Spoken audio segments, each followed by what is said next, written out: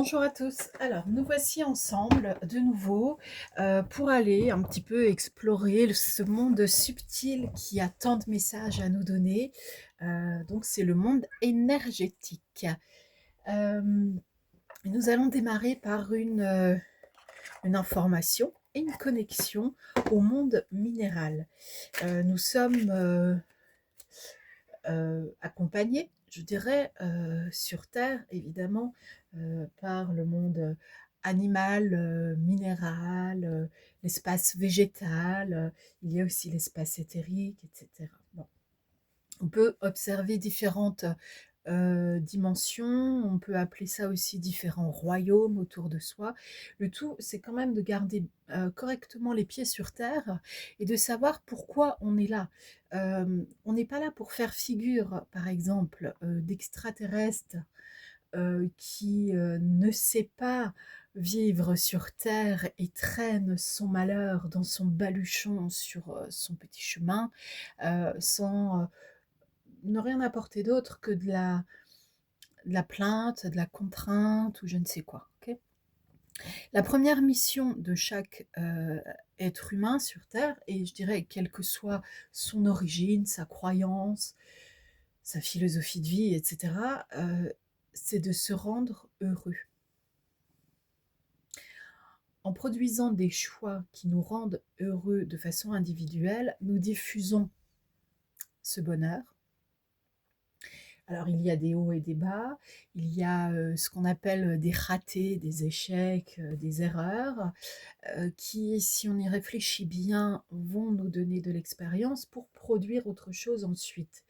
En général, à moins d'être maso, et donc là c'est quand même une pathologie psy, hein, on ne va pas recommencer 20 fois le même truc qui nous a fait du mal et qui a déjà été identifié en plus comme ne nous rendant pas heureux.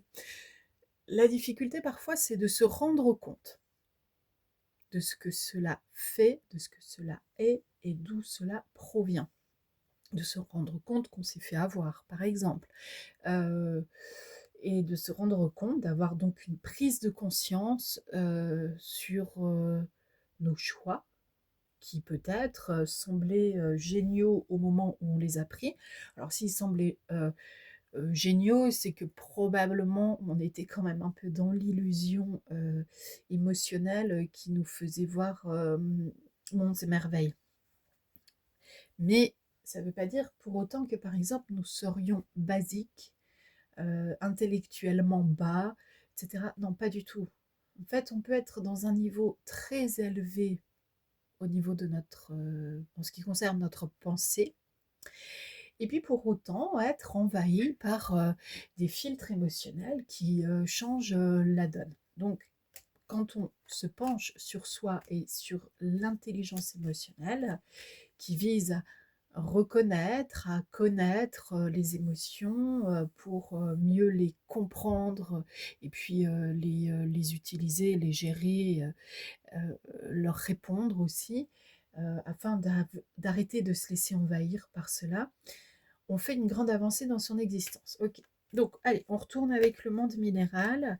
Alors, pour ceux qui suivent un petit peu ce que je produis par vidéo depuis quelques temps, vous le savez probablement, je suis plus pour une connexion subtile mais complètement réaliste, télépathique, avec le monde minéral, plutôt que de prendre à la Terre ce qui lui appartient, ses entrailles hein, quand même.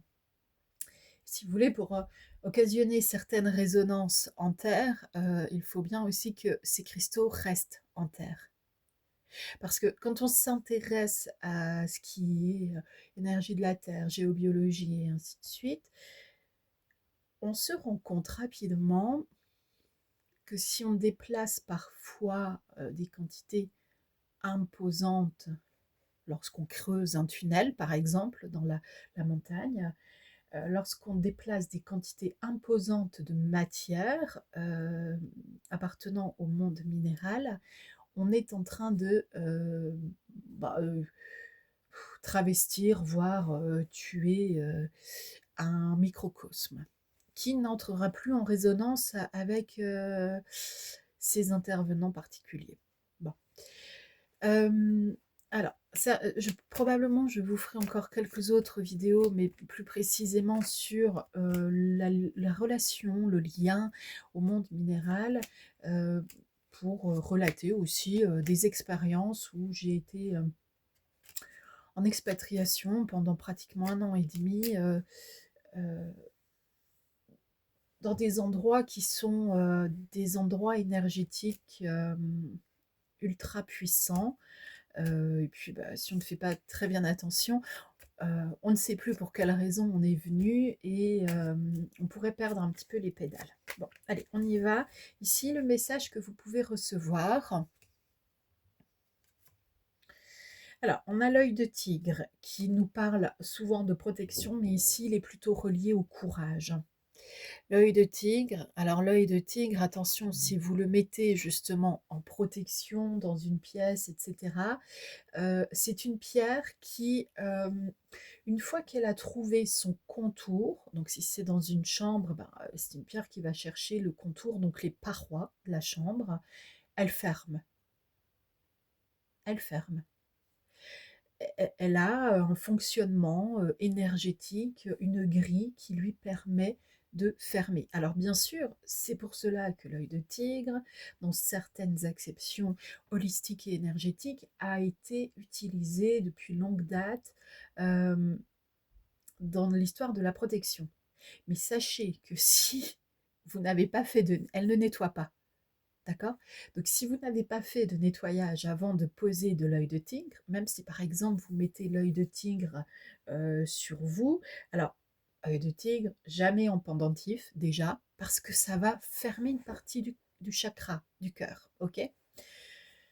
Voire pour certains qui porteraient trop longtemps cette pierre, mais franchement, il faudrait aller sur des périodes très longues, ça pourrait aussi commencer à toucher un peu les coronaires.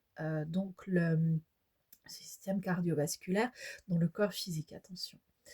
Bon, alors, c'est une pierre qui ferme. Alors, bien sûr, on peut comprendre qu'elle ferme l'entrée à ce qui pourrait ne pas être bon pour soi. Bon, bah, je vais vous dire, autant commencer à apprendre à détecter ce qui n'est pas bon pour soi et à dire non. Parce qu'une pierre qui ferme comme ça, si vous n'avez pas fait de nettoyage, elle enferme ce qui n'est pas bon pour vous avec vous.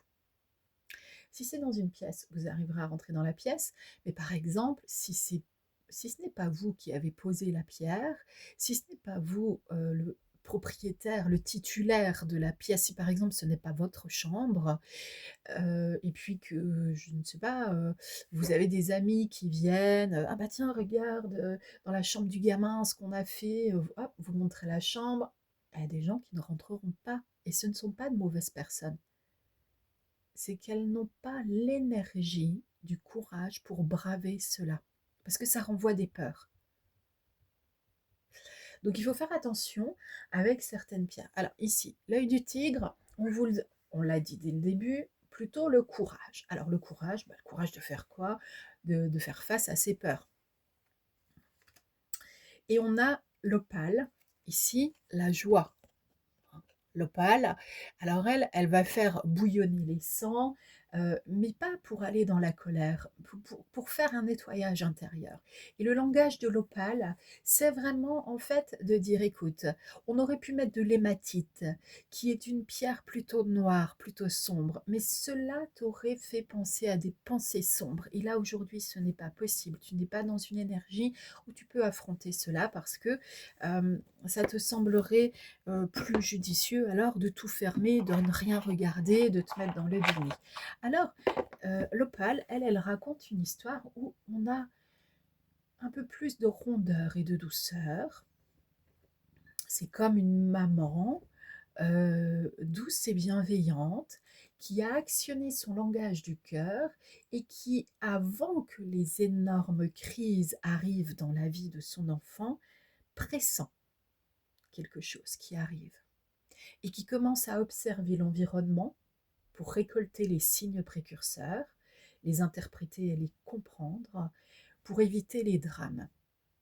Ici, on vous dit donc finalement de regarder la situation en face. Et si par exemple c'est particulièrement pour du sentimental, on vous dit vous l'avez échappé belle, bravo, vous êtes sorti d'un contexte où finalement on vous aurait de toute façon vidé de votre énergie. Donc un grand bravo déjà pour cela. Et c'est avec courage qu'il faut regarder parfois les sorties de relations. Ça peut être de la relation aussi professionnelle, amicale. On peut se faire avoir sur un contrat de location, par exemple, je ne sais pas. Enfin voilà, vous voyez, on peut être dans diverses situations, mais en tout cas, là, on vous dit, vous êtes sorti du problème. Vous êtes sorti du problème. Ok, très bien. Avec un autre jeu qui est celui, c'est le tarot des anges gardiens de Doreen Virtue et de Radley Valentine. Alors, Doreen Virtue. Doreen Virtue, elle a énormément de supports qui ont été bien sûr vendus de par le monde, qu'elle a créé, etc., seule ou accompagnée, donc dans des co-créations. Et puis un jour, elle a eu une nouvelle prise de conscience, hein, je pense qu'elle en a eu plusieurs dans son existence, et puis elle a renié peu à peu tout ce qu'elle avait créé. Bon. Alors ce sont des créations qui se sont retrouvées abandonnées, rejetées, humiliées, de façon injuste et trahies, et qui portent des stigmates de blessures émotionnelles importantes. Ceux qui ne le savaient pas peuvent maintenant donc le savoir et puis pratiquer des nettoyages sur les livres, les vidéos, tout ce qui vous met en contact avec l'ancien monde de Doreen Virtue. Il n'est pas nécessaire de jeter forcément les choses, sauf si vous sentez que de toute façon ça n'a plus rien à faire chez vous, mais dans ce cas-là, vous pouvez faire un joli nettoyage. Ici, j'ai le 6 de la prospérité. Le 6 de la prospérité. Vos anges gardiens ouvrent grand les bras et vous voici comblés. Vous allez recevoir un cadeau que vous n'espériez pas. Bon, j'ai failli dire que vous n'attendiez pas. En fait, c'est un peu la même chose. Acceptez-le avec humilité et gratitude et dites-vous qu'un jour, ce sera à votre tour de donner à ceux qui sont dans le besoin. Faites du bénévolat dans une association caritative. Alors, c'est bien d'aller explorer effectivement le donner et le recevoir. Attention dans les associations caritatives, attention au bénévolat. Parfois, l'humain va faire du bénévolat parce que cela construit une belle image de soi. Or, le vrai bénévolat, c'est je donne sans même penser à autre chose. Je donne parce que j'ai détecté un besoin en face de moi de recevoir. Clairement, une association a besoin de bras supplémentaires. Vous avez des bons bras solides, une bonne corpulence qui peut les aider à bouger les choses et puis du temps libre. L'objet social qui les anime vous plaît, eh bien vous y allez. D'accord. Mais après, quand vous en parlez autour de vous, est-ce que l'équipe qui existait avant vous existe toujours? Est-ce que c'est vous qui avez changé les choses? Est-ce que ça tourne autour de vous et tout ça? Soyez attentifs à ça parce que c'est un piège spirituel intense. Mais tout de même, ici on vous dit, vous recevez quelque chose, cela va vous surprendre parce que vous ne l'espériez pas.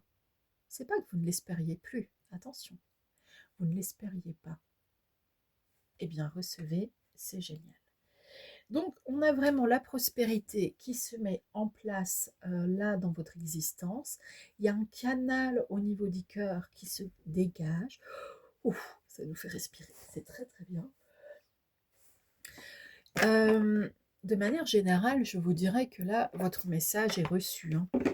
Il a été donné, il a été intégré par vos petites mirettes et vos petites oreilles qui ont pris soin de réceptionner les informations. Puis, pour les personnes qui se questionnent vraiment sur le sentimental, alors, avec l'oracle de la bonne aventure, ici j'ai les écus. Bon, les écus, c'est la prospérité, c'est l'abondance, c'est avoir de quoi voir venir le futur avec sérénité. Ok? Donc, ça veut dire que transposer dans le plan sentimental, c'est ok, ça fonctionne bien. Et vous êtes sorti quand même avec rapidité d'histoires qui étaient quand même pas du tout marrantes et qui vous menaient en bateau, hein, on peut le dire comme cela.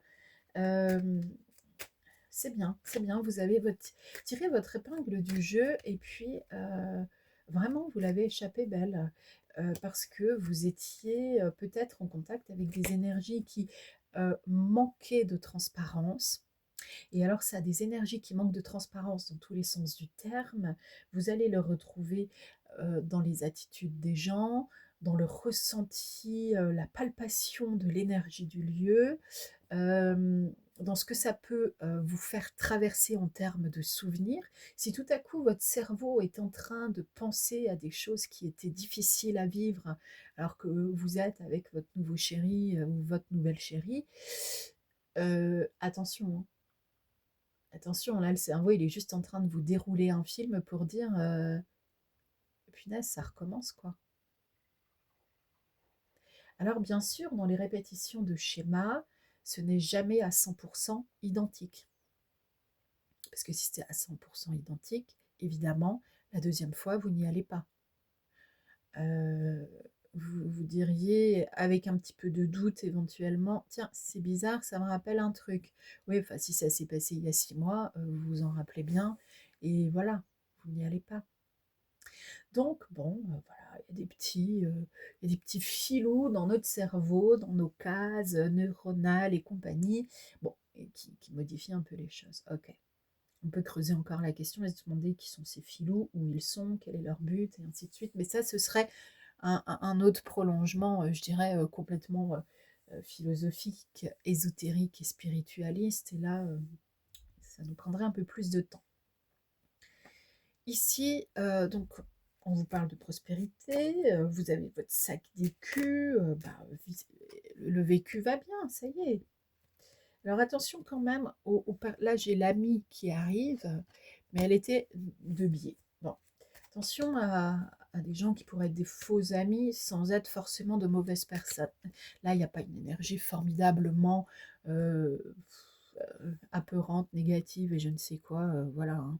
Mais on est sur quelqu'un qui ne sait pas prendre ses marques, qui est sans doute un petit peu balance dans le signe énergétique principal parce que les balances ont du mal, sont toujours en train de peser le pour et le contre. Donc la prise de décision peut être un peu plus lente, entre guillemets.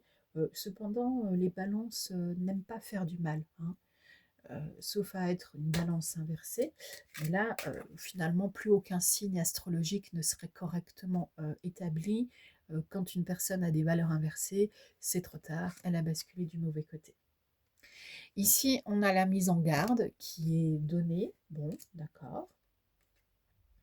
Et puis, on a l'éveil qui arrive. Alors, pour ça, ça veut bien dire que vous recevez une mise en garde, vous comprenez. Oui, il y a des alertes, vous les comprenez.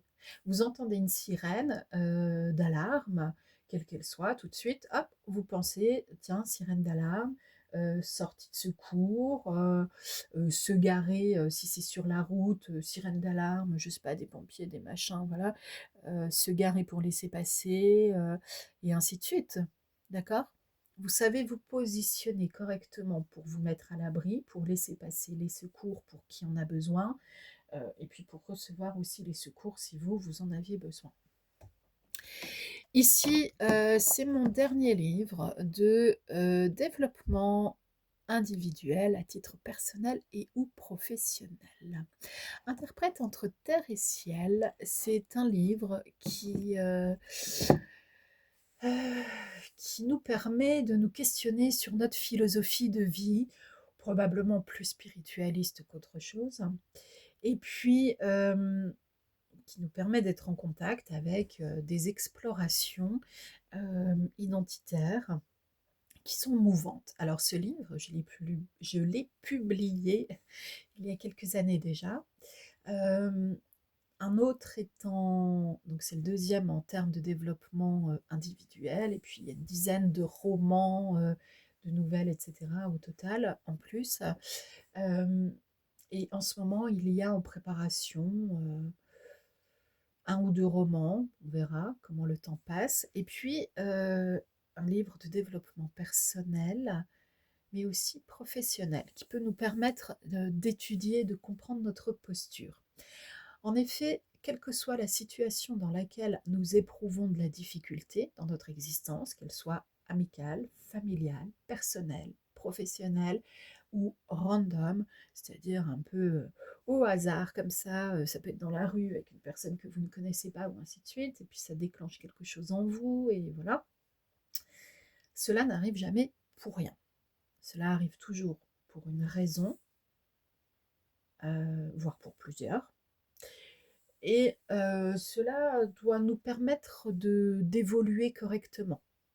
Alors, et en fait, cela nous amène à faire des choix. Alors, bon, il est évident que si on fait toujours le même choix sur le même type de situation, malgré que cela ne fonctionnait pas, eh bien, on se retrouve à faire quand même de la répétition soi-même de choses qui ne fonctionnent pas. Il est temps de se questionner si on n'a pas un petit brin de cerveau qui est parti au feu, hein, s'il ne nous manque pas quelque chose quand même. Et parfois, en fait, ce qui a pu nous manquer, ce sont des repères, ce sont des explications, c'est de l'écoute qui, dans un contexte thérapeutique ou d'accompagnement, nous permettent aussi de déposer le fardeau et puis de travailler à notre reconstruction. Alors le petit brin de cerveau qui est parti hors de chez soi et puis qui a flambé, etc., ça peut être aussi le phénomène du burn-out qui touche de plus en plus la jeune génération des travailleurs en ce moment, c'est-à-dire ceux qui ont à peu près 25-28 ans maximum, parce qu'ils sont une génération qui est aussi bouffée par les écrans. Et ce bouffage numérique euh, fait du mal au cerveau en fait. Alors pour explorer le monde avec ses capacités extrasensorielles, c'est extrêmement compliqué après. Euh, ayant moi-même eu un burn-out il y a quelque temps maintenant, et puis ayant remis les choses à leur place, je peux témoigner qu'on ne les remet pas en 10 secondes à leur place. Et pourtant, au fond de moi, je crois que j'avais la chance quand même de savoir ce qu'il se passait et de savoir tout ce qu'il était possible de remettre en place. En clair, j'avais euh, le bon accompagnement avec moi, c'est-à-dire la connaissance de la possibilité de guérison par des voies de médecine douce, des voies intermédiaires, parce que moi, c'est ma vie comme cela. Euh, et, et, et cela a réussi, mais cela a demandé des efforts, de la constance, et puis parfois de l'abandon. Voilà, on abandonne le projet. Hop, alors c'est pas on se fout en l'air, c'est allez, pour l'instant plus rien ne progresse, eh bien plus rien ne progresse. Ok. Eh ben qu'est-ce qu'on fait allez, vas-y, on va faire des courses, on va acheter des trucs sympas à grignoter à la maison, on reste à la maison, cocon, et puis on va regarder des choses sympas. À ce moment-là, on ne lit pas vraiment, hein, parce que lire, c'est fournir un effort supplémentaire pour entrer dans un monde. Et on se tourne vers les écrans. Alors ça peut être du réconfort, on peut comprendre aussi qu'il y a du réconfort à ce moment-là, c'est une convalescence, mais ça ne doit pas durer. Et puis au fur et à mesure, il y a des jalons qui montrent l'évolution. Et un jour, j'ai été de nouveau en contact avec une personne avec qui j'avais travaillé. Nous n'étions pas dans les mêmes institutions, on était dans le social, mais on avait travaillé ensemble pendant de nombreuses années. Donc on avait ouvert quand même des voies ensemble pour aider les autres, mais aussi pour se soutenir dans les conditions qui parfois n'étaient pas solidement arrimées dans le cœur, dans le boulot, pour elle comme pour moi. Et un jour, voici que d'une manière quasi hasardeuse, qui n'en est pas une, nous nous remettons en contact, euh, nous nous écoutons pendant pratiquement 1 à 2 heures. Nous nous racontons ce que nous ne savions pas, euh, parce que ça faisait à peu près 8-9 ans que nous ne nous étions pas remises en contact.